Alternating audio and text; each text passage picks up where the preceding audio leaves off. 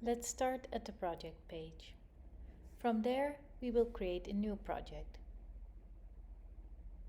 Name your project. I recommend a name that is related to the research topic. Enter a description for your project.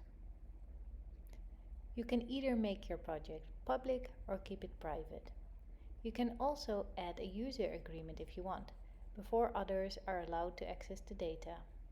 You can also add members to the project that also will be able to access and analyze the data. Now you will need to add data to the archive. For that, go to the project page again. Search for test data to add the data that I'm using for this tutorial.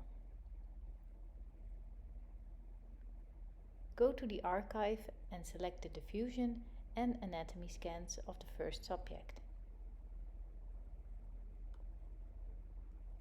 Click Copy and select your project.